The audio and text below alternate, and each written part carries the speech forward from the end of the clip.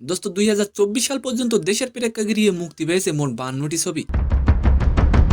দোস্ত 28 ডিসেম্বর নকশিকাঁথার জমির নামে আরও একটি সিনেমা মুক্তি পাবে। দোস্ত 53টি সিনেমার মুক্তি হবে 2024 সালে। দোস্ত তাহলে 2024 সালে কোন নায়ক সব থেকে এগিয়ে আছেন?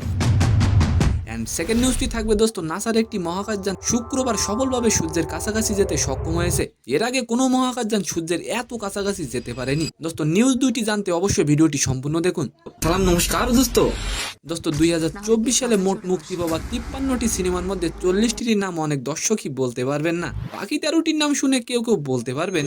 দোস্ত এর মধ্যে 4 থেকে 5টি সিনেমা বেশ আলোচিত হলেও ব্যবসায়িকভাবে সাফল্য পেয়েছে 2-1টি সিনেমা।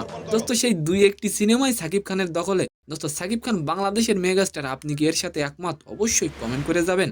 দোস্ত 2024 সালের প্রথম মুক্তি পাওয়া সিনেমাটি ছিল শেষবাজি। এরপরে একে একে পর্যায়ক্রমে বাকি ছবিগুলো মুক্তি পায়, কিন্তু এর মধ্যে বেশিরভাগই সিনেমা ব্যবসা করাতে দূরের কথা দোস্ত আলোচনাই আসতে পারেনি। দোস্ত 2024 সালে সাকিব খান ছাড়া অন্য কোনো নায়ক ব্যবসায়িক সাফল্য দিতে পারেনি বাংলা ইন্ডাস্ট্রিতে। দোস্ত সেকেন্ড নিউজটি থাকবে, মহাকাশযান পারকাজ সোলার প্রোব সফলভাবে সূর্যের কাছাকাছি যেতে সক্ষম হয়েছে। দোস্ত এর আগে অন্য কোনো মহাকাশযান সূর্যের এত কাছাকাছি যেতে পারেনি। দোস্ত পারকাজ সোলার প্রোব ঘন্টায় প্রায় 4,30,000 মাইল গতিতে সূর্যের দিকে ছুটতে থাকে। এ সময় প্রোবটিকে 1800 ফারেনহাইট বা 980 ডিগ্রি সেলসিয়াস তাপমাত্রা সহ্য করতে হয়। দোস্ত সব প্রতিকূলতা শেষে সূর্যপৃষ্ঠের প্রায় 38 লাখ মাইল কাছাকাছি পৌঁছাতে সক্ষম হয় প্রোবটি। আগামী 21 জানুয়ারি মহাকাশযানটি নিজের সর্বশেষ অবস্থান সম্পর্কে তথ্য পাঠাবে। তো সম্মানিত দর্শক, আজকের ভিডিওটি কেমন লাগলো অবশ্যই কমেন্ট বক্সে জানাবেন।